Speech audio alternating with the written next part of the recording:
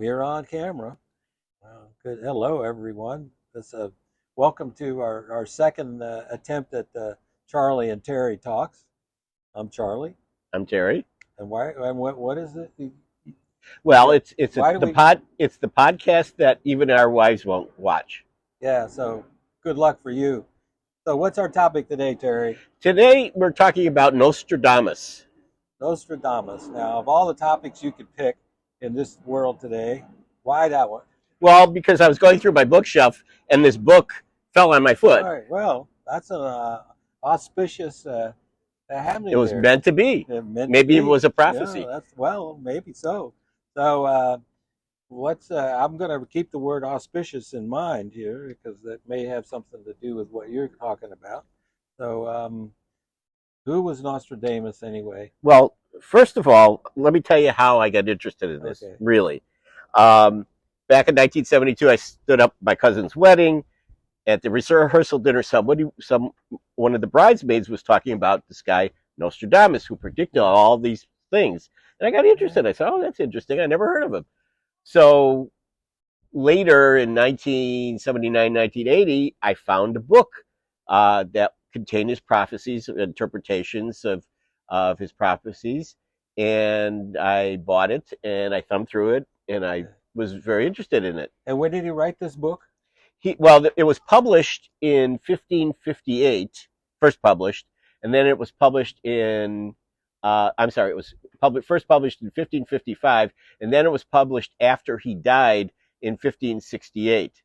And he's still with us, and people, that was a long time ago. Yes, it was a very long time ago. It was the 1600s. Yeah. I'd be saying 1500s. It was the middle of the century that he did most of his work.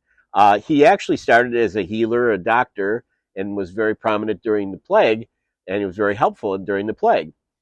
So that's how he first got. That's how he kind of got his reputation. Yes, right? As a healer, and then he went into astrology and started making readings for different people and prominent people, and caught the eye of Catherine de Medici, who was at that time the wife of the King of France.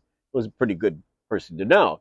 And she hired him and to do readings and astrologic readings for her family, and his fame spread even more. There is a story that one time Catherine de Medici visited him with her entourage, and one of the people in her entourage was a distant cousin, I think, and a small boy, and Nostradamus wanted to read his moles, which was a way of predicting the future or somebody's life in those days. I guess the more moles, the better. Well, stay out of the sun. And anyways, so he did, and the boy kind of ran away. And then the next day he went over and he read the boy's moles, and he said that predicted that boy was going to be someday king of France. And that boy turned out to be Henri IV of France, and he acceded to the throne in 1589, which was long past. That was long past Nostradamus. Yes, he died in 1566. So he predicted that this boy was just. Where did this story come from? How do you know this is an accurate story?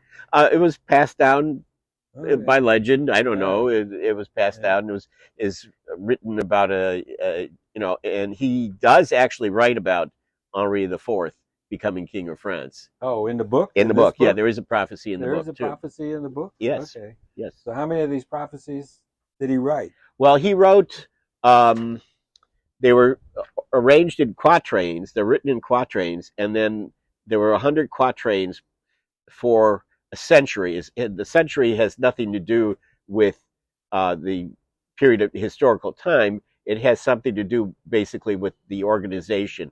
100. He was writing these for the end of the world or something. Yes, he wrote these to the end of the world, predicted the end of the world sometime after 2000. So he wasn't exact on it. He wasn't very good on that prediction, I don't think. Well, I don't think he was good on time. Yeah, okay. But he knew, things. So why I don't understand why he's still popular today. Well, he's popular. I don't know if that's the right word. Well, everybody put the book up in front of them. Okay, yes, this is the book I'm talking about. It's It's called The Prophecies of Nostradamus. It's by Erica Cheatham. It was published in 1973. Remember that date? And I bought it in like 79 or 80. And one of his real name was Michel de Nostradam, and Latinized it's Nostradamus. One of the prophecies in the book, which I found interesting, was uh, about the House of Grimaldi, who was the ruling family in Monaco. And Monaco was actually a independent principality even in Nostradamus' time. But he writes this. This is the translation. He wrote it, his He wrote in prophecies French, right? in French, yes, Okay. Provençal French, actually. But there's a lot of Latin in it and a lot of Greek. But this is the translation. With blood and famine, even greater calamity, 7 times it approaches the seashore. Monaco, from hunger, captured in captivity. The great golden one, caught in an iron cage. When the author, predicts this is Monaco was already a semi-independent state under the House of Grimaldi in Nostradamus' time. This general quatrain could refer to any disaster occurring in Monaco. Well, this book was written in 1973, so in 1982, I believe, Grace Kelly, who had blonde hair, died in a car accident in Monaco. The great golden one dies in an iron cage. So you think this prediction has to do with? I do. I think that's pretty. Right. It's pretty eerie. You have to Well, admit. yeah. If we go another 500 years, we could find a lot of other events would match up with certain really vague descriptions of things. But you forget, Nostradamus predicted the world would end sometime in the 2000s. Yeah, well, he got that wrong. Well, so far. Well, he could be. How do you know it was 2000s? He didn't specify any time. No, he didn't specify a particular date. Well, the world eventually will end, probably, but yeah, well, not in my lifetime. I mean, I wouldn't go out and sell your stock based on that. Speaking of, yeah, maybe he could make a useful prediction like what's the stock market going to do next week or even the end of the year. Well, and how about maybe he could give us a good something useful. How about a good lottery number? That would be the lottery number, right? That would be, or a horse race. Yeah. Something. So he also predicted Napoleon, which it was interpreted in the book by the author that was referring to Napoleon, but it's pretty. I think that's a pretty good guess. This one reads: an emperor will be born near Italy, who will cost the empire very dearly. They will say, when they see his allies, that he is less a prince than a butcher. Now, thousands died in the Napoleonic Wars.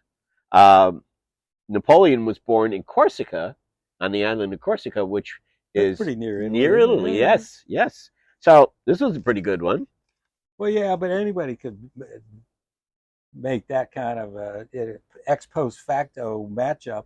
But especially when you get 4 lines of gibberish. But he's predicting an emperor born near Italy. What French emperor would really conceivably be born near Italy? Well, back then, all the royal families were related. The English and the French were combined together. Oh, yeah. But the royal houses would... the Habsburgs and the... Well, the Habsburgs owned everything. Yeah, so it was a pretty safe prediction, probably. Well, anyway. Here's another one. And don't forget, this book was written in 1973. This is the translation. Earth-shaking fire from the center of the earth will cause tremors around the new city. 2 great rocks will war a long time. Then Arethusa will redden a new river. Arethusa basically is Mars, refers to Mars, the god of war. So war will redden a new river. New city is often interpreted as New York. Well, so so it's all up to interpretations. Yes, but back in the Roman day, even in the Greeks had augury, where they would look up at the birds, and the Romans took it over, I guess, and make predictions or look for these whatever the bird was doing as omens. And then you had the haruspex in Roman times that would they would read some animal liver or whatever and make make some kind of predictions, and it was all the interpreter who could say, well, this means that or that means something. So that could be very easily manipulated, right? Oracles were always vague. Yeah, right. But of course, Nostradamus was much cleaner. He didn't open up animals and Well, that's yeah, true. Less messy. messy Right, and yeah. Even so, was he any more accurate? Some of Nah, these things are pretty scary. yeah. But don't forget this book was written in 1973, and the word tour here in French could mean towers. Towers, yeah. So two towers, All right. attack Well, on twin towers. he would have had no idea about that one. Anyway, Well, we're probably getting to the end of our time on this one. Oh, okay. So and I talked about Grimaldi. Yeah, we got a couple of examples there. Okay, one more. Let me do one more. All right. He says, this is a translation. Beasts wild with hunger will cross the rivers. The greater part of the battlefield will be against Hitler. He wrote it Hister. Hister. Yeah, he wrote it Hister. It's pretty close. He will drag the leader in a cage of iron when the child of Germany observes no law. Hitler observed no law, and it's been looked at as Hister. Now, Mrs. Goebbels, who was Joseph Goebbels' wife, and Goebbels was the propaganda minister in Nazi Germany, looked at this and said, "Oh, this is about Hitler," and went to her husband, who was sleeping at the time, and was very excited about this. And Goebbels brought it to attention of Hitler, and Hitler was very interested in this. Well, he was looking for every way to justify himself. That's exactly right. I guess this was as good as any. So that's all going back to whoever's interpreting it and interpreting it in some way that is advantageous to them. And besides, I said we talked about this a little before. Nostradamus wrote in French. Now I don't speak French, right? But I know the word for oysters. That's wheat, and it begins with an H. So he wouldn't have even pronounced it. They wouldn't even pronounce the H. It would have been Ister. Well, actually, I think the Latin word for the Danube is Ister. Also, okay, yeah. So they say that could be but he talks about two rivers also. Shouldn't he would have said Danube because Danube River was known in those days. I wasn't there. Yeah. Yeah. Well, he wanted to be vague, right? So he wanted to be vague because he was one step ahead of the Inquisition. Okay. Which was not, it was one of the big entertainments of the mid 1500s, the plague and the Inquisition. Yeah. Well, sounds good.